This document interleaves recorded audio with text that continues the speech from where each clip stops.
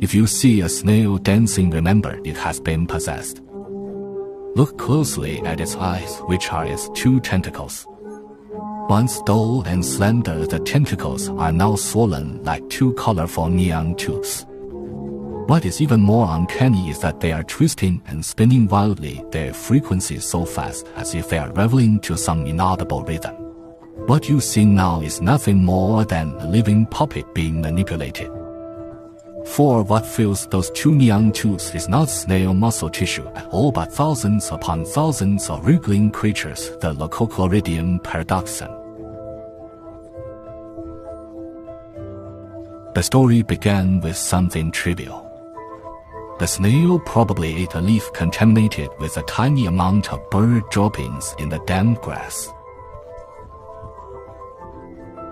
These invaders hatched inside its body without damaging its vital signs. For the parasite, if the host stops functioning right now, they will lose their carrier. All they need is a vehicle that can keep running but must obey their commands.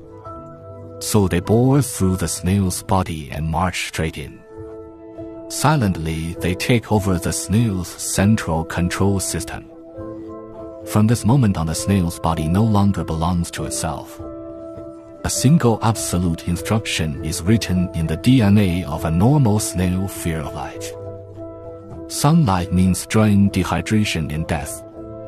So they hide during the day and move at night. But this possessed snail has had its system rewritten. Chemical signals released by the parasite forcibly shut down its defense switch. Now it is possessed and defies all survival instincts. It will desperately climb to the tallest branches, the most visible and sunniest leaves. For its only task now is to send itself to the center of the stage and wait for its fate. When the snail climbs high, the parasite begins their most breathtaking performance. They squeeze into the snail's tentacles, inflating the slender eye stalks to dozens of tons, their original size showing bright orange and green stripes. This is exactly what its natural predators love most: a plump, juicy caterpillar.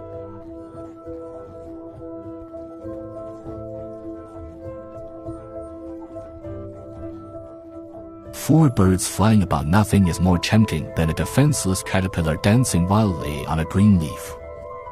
The final moment arrives. A bird swoops down.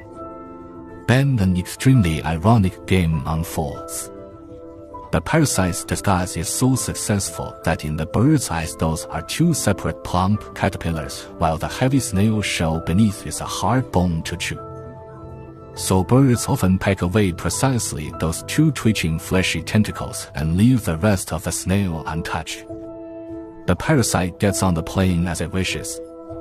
It enters the bird's digestive tract, completes its reproduction, and spreads the next round of eggs. The snail often falls back into the grass with a maimed body and survives by luck.